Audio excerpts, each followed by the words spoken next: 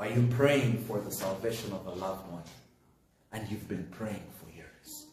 And you don't see any signs of their heart being worked on by the gospel. Have you been praying for a loved one and they are getting worse by the day? Trust God.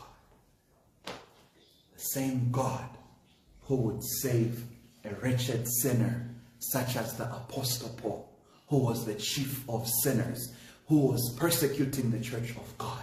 The same God who would save a wretched person such as you, such as me, such as us, a wretched people, is able to save even your loved one.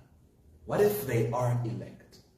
And for the time being, just as you were, God has confined them, has consigned them to disobedience.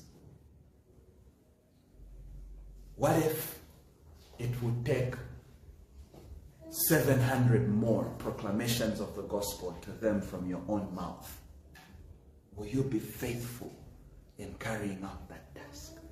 What if it would take your knees blistering as you pray consistently and constantly and compassionately for them? Are you willing to go through the pain?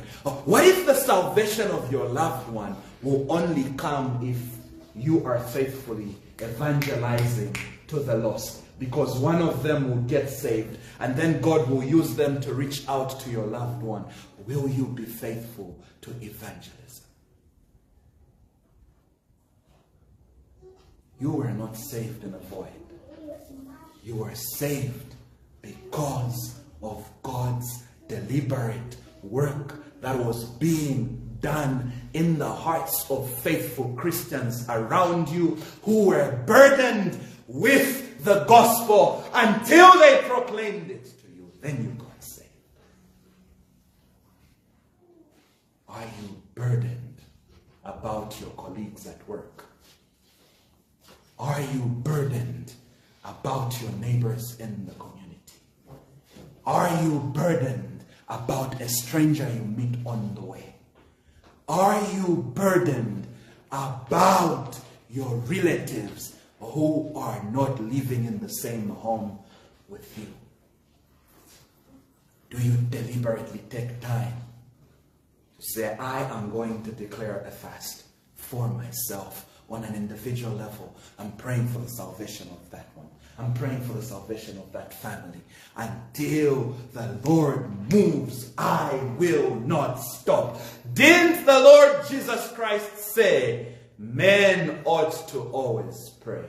Didn't the Apostle Paul say, pray without ceasing? Didn't the Lord Jesus Christ illustrate through the parable of the persistent widow how she pestered and pestered that ungodly king until he gave in? How much more God the King, who is holy and righteous, when his children ask for bread, will he give them a stone? Will he give them a snake? He is good, he will not. Won't you pray faithfully for the salvation of souls? Don't be selfish. Don't just pray for your loved ones. Pray for the strangers as well. Some of our loved ones will never get saved until the strangers get saved. Because that's how God has ordained it. We need to preach to those that will preach to our loved ones. Sometimes in our lives, the saying rings true. A prophet is not accepted in his own town. The same way that you as a proclaimer of the gospel might not be accepted in your own home by your own relatives. It would take a stranger who, as we speak, is wallowing in his sin, is moving around in darkness without the light of the gospel, until someone preaches to him, until someone preaches to her. Then that stranger will, by the providence of God, meet with your loved one somehow, somewhere, and preach the gospel to them. What if that is the case? God will save all elect ethnic Israel. That same God who is that faithful as we have seen can save your loved one. But Pastor, what if my loved one is not elect?